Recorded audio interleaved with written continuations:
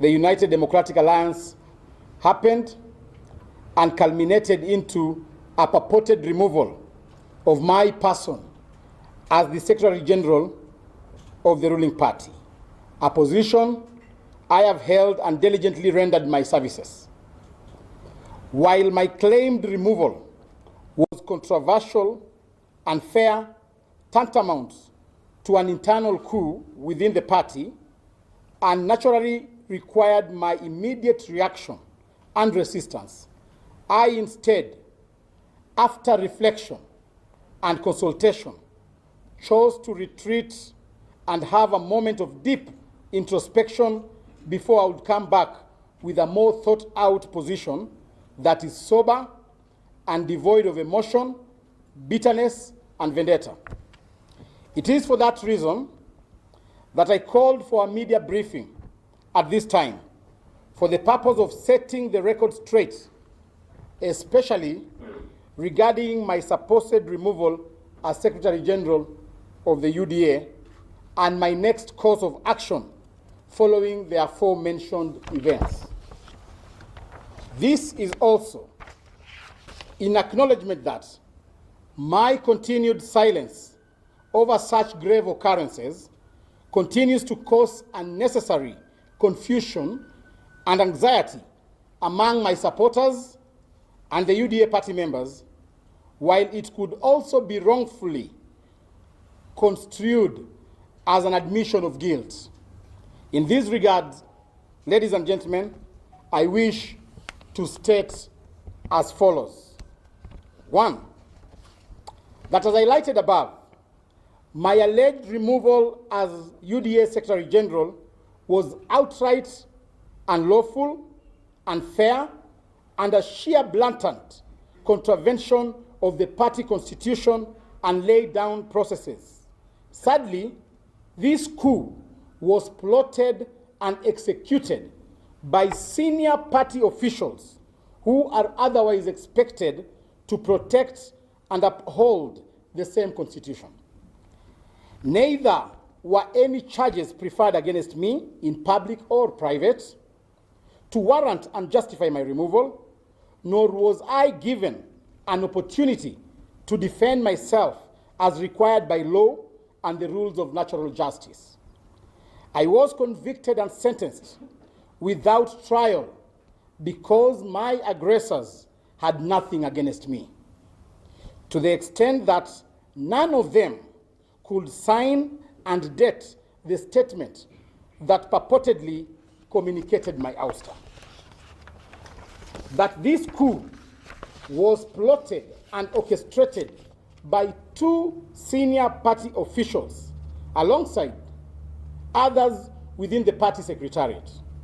These senior officials are Mrs. Cecil Mbarire and Mr. Kimani Ichung'wah, MP for Kikuyu constituency. That my ouster by the above officials had nothing to do with incompetence or my inability to run the UDA party, but was a well-choreographed script intended to climax with the impeachment of the Deputy President, DP Gachagua. My close and inevitable working relationship with the Deputy President, who is also the UDA Deputy Party Leader, act them. And when their concerted effort, lobbying and coercion to set me against my Deputy Party Leader failed, I was effectively profiled and labeled as an obstacle towards their evil plot and conspiracy to have His Excellency Rigathi Gachagua impeached. It is not a coincidence, therefore, that one of the coup plotters' accomplices, Mr. Hassan Omar, was unlawfully proposed as my immediate replacement. Let it be known that the planned impeachment of the Deputy President had nothing to do with President William Ruto, the broad-based government, or any other narrative the coup plotters have advanced. The impeachment had everything to do with egocentric 2027-2032 politics from the Mount Kenya region and was instigated and propelled by Mrs. Cecil Mbarire and Mr. Kimani Ichung'wah.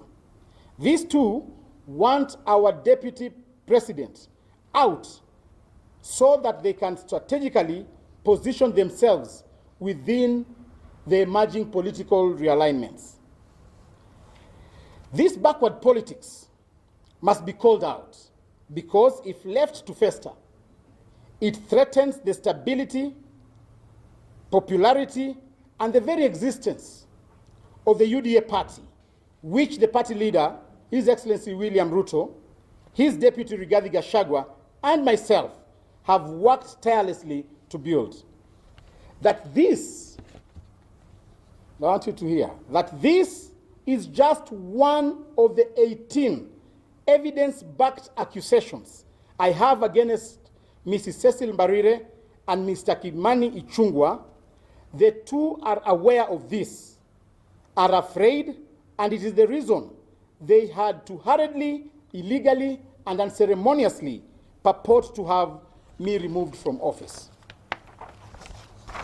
Ladies and gentlemen, I will be disclosing the other 17 issues against them in due course, including and not limited to documentary evidence of efforts by the two with their accomplices to defraud the party, as well as manufacturing minutes of non-existent party meetings and forging the signatures of the deputy president and myself in attempts to access the party's bank accounts.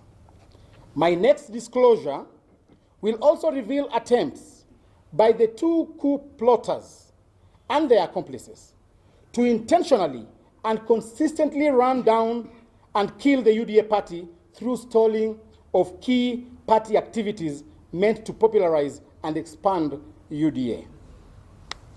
In light of the above,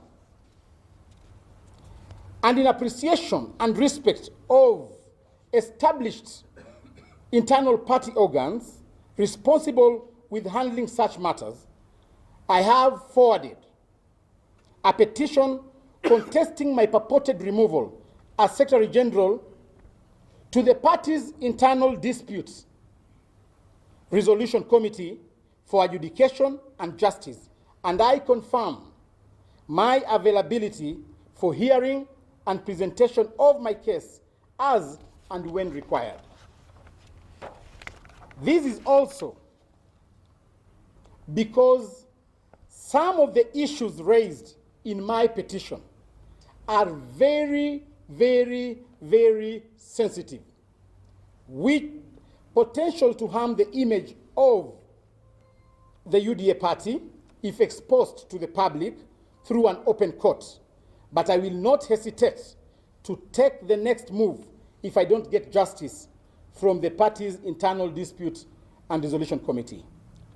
For the purpose of clarity, the matter before the political parties dispute tribunal, which I filed immediately after my supposed ouster, is for the sake of obtaining orders to stop the process of my replacement by the UDA party and the registrar of political parties until my substantive issues are fully heard and determined by the internal party organ responsible for disputes, that is IDRC.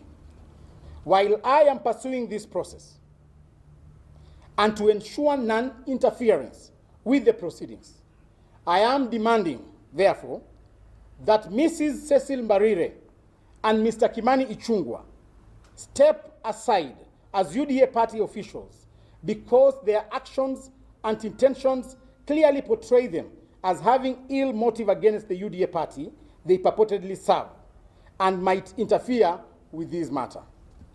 I make the assurance that by the time I am done presenting all the remaining 17 issues before the IDRC, Mrs. Cecil Mbarire and Mr. Ichung'wah and their accomplices, who shall be known soon, will have no moral or political standing to hold any position, whether at the party or in public service. I have also written to the registrar of political parties, who already instigated the process of my replacement, and asked her to hold the replacement process pending the hearing and determination of my petition. This matter also attracted the attention of the UDA members who are here with me today, who I am informed also have written to the same registrar contesting my replacement. Thus, there are grounds for the registrar to stop the same under the Political Parties Act until this matter is dispensed within. The registrar of political parties also directed the UDA party to hold elections within 180 days, and for the avoidance of doubt. Therefore, I am announcing today that I will be seeking to retain the position of the Secretary General of UDA party when party elections are held, to get a direct mandate from party members so that a few early risers with ill motive will never again contemplate meeting secretly at 5 a.m. under heavy security to demean a ruling party by illegally removing a serving and deserving Secretary General. I will also be rallying party members to amend the party constitution and ensure no leader in elective position is allowed to serve as a party official, except the party leader and his deputy. These will cushion the party from being misused as a tool to settle selfish, personal, and regional political scores, as is happening currently. While at this, I wish to offer my voluntary advice to my good friend, the truthful man, the Deputy President and the Deputy Party Leader of UDA, His Excellency DP Gachagua, that he should not be deceived into letting down his guard regarding the issue of his impeachment. I am putting it to him that the coup plotters are not yet done. Free advice. If he wants to go and sleep, let him go and sleep. But the coup plotters are just on sleep mode. They are yet to be activated. As I conclude, may I state that my interest in all this is purely the pursuit of justice, and to clear my name from possible speculations regarding my legal removal. I have served diligently and obediently as Secretary General for the UDA party since I assumed office, popularized the party across the country, and grew the party by more than 3 million new members. I cannot, therefore, exit because of an illegal decision made by a handful of malicious party officials who are scared of my achievements at the party. I assure the 3 million plus members who I convinced to join the UDA party that I will not abandon them. Where they will be is where I will be. Penye wataenda, ndio mimi nitaenda. Siwezi fukuzwa peke yangu.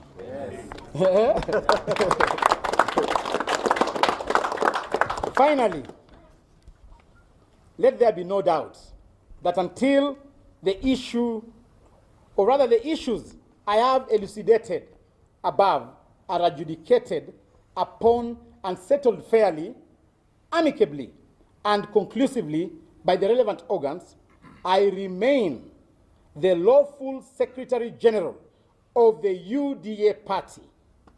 God bless UDA. God bless you.